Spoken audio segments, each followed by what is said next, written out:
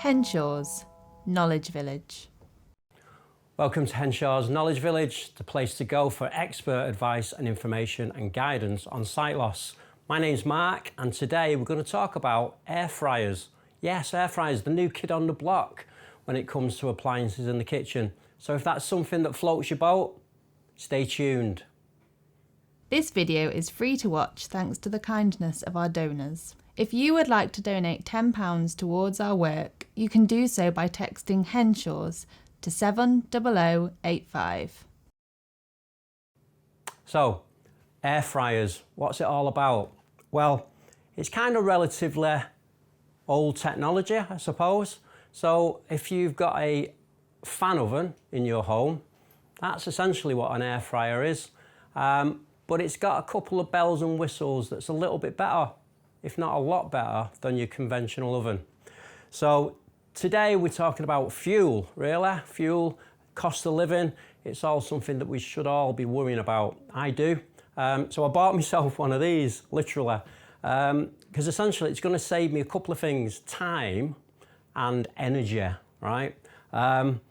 So I bought one of these. This is a Tefal. It's not the best you can buy. They are quite expensive, Tefal, but there are cheaper models available. Cheaper, about £50 you can get one for on Amazon. And essentially it can cook pretty much anything. I use it for kind of battered goods and chips and stuff like that. It's really good and easy and safe to use, because essentially on this, if you can think about like a conventional oven and cooking with sight loss, there's a lot of hot things for anybody to deal with. You know, the door, the shelves, the actual container you've got your stuff in, and the food itself. With this, it's all really compact and neat. Not a lot of hot elements. So if I open my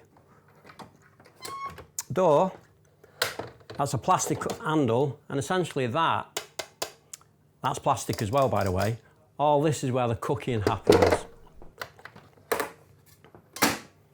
Problem with this one is, if you've got sight loss, it's very, very difficult to handle. With some sight, it'd be okay. But if you've got no sight, it'd be impossible to use the actual menus here, because it's all touch and graphical. Whereas you can buy versions, which we've got here today, where it's a dial. So with a little bit of support, you can start putting some bump-ons. If you don't know what a bump-on is, you'll find out very soon. You can start putting some markers on the dials. It's dead simplified as well. This isn't simple. Loads of menus, loads of things to press. To be honest, even with sight, it's a bit of a pain, but I'm getting used to it. The other kind of downside with them, all the ones I've come across, they are loud, louder than your conventional oven. So everything's a compromise, I suppose. I'm glad I bought it, and I do use it pretty much every other day. And it's super easy to use once you get used to it. But like I say, it's not new technology. It's not like a microwave that was like, wow. This is old technology, but it's basically shrunken because you can do that with, you know, advances in manufacturing. So what I'm going to do, I'm going to remove this because we're not really going to talk about mine, and we're going to talk about this one. So James has got a smaller version. So I think this was like 70 quid. It's a tower. Same sort of situation. You've got your eating element and your fan, and you've got your little compartment. Well, this one's got dials, right? Only 2 dials. That one had loads of buttons that, you know, was really difficult to operate. This has got 2 dials, a temperature and a timer, all right? So with a little bit of support, we can start actually detailing markers on these, so somebody with absolutely no sight could use it. And we do that by our lovely friends, our bump-ons, all right? So again, we've done loads of videos on bump-ons because they're so useful. if you don't know what I'm on about, you're gonna find out now. So on here, so this dial here on the top of the unit has got the various temperatures, right? So we got 0. So here, 0 is the easy one. I'm not even gonna mark 0, but I am gonna mark 200. I'm gonna go for 160.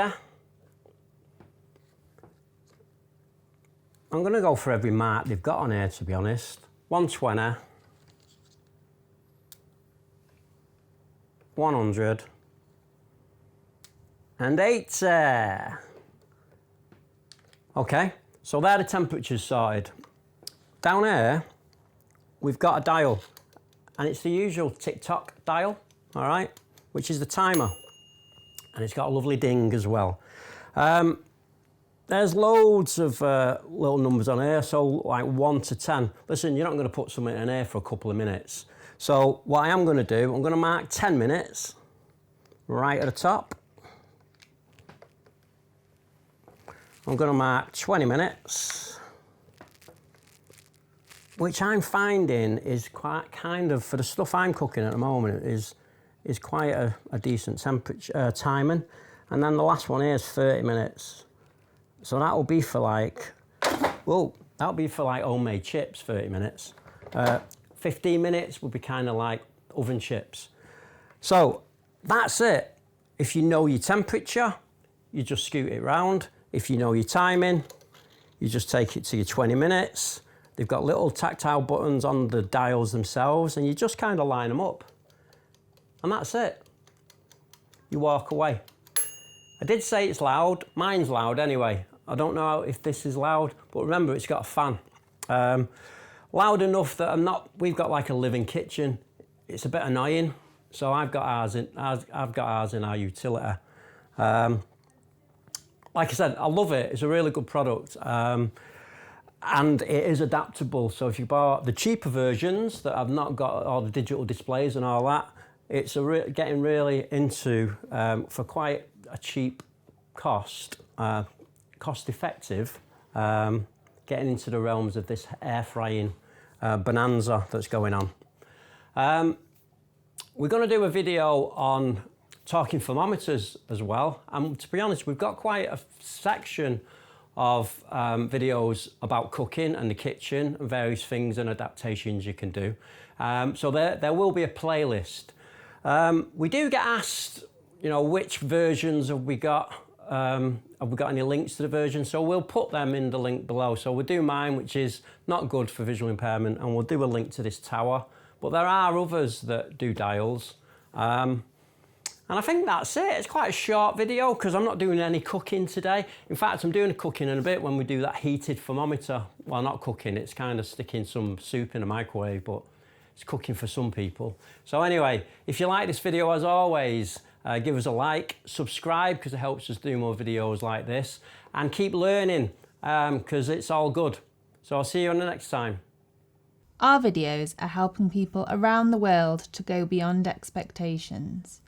If you enjoyed this video, please donate to us using the links in the description below, or the text donation number 70085 to give £10 instantly. Thank you. For costs and terms, please see the description below.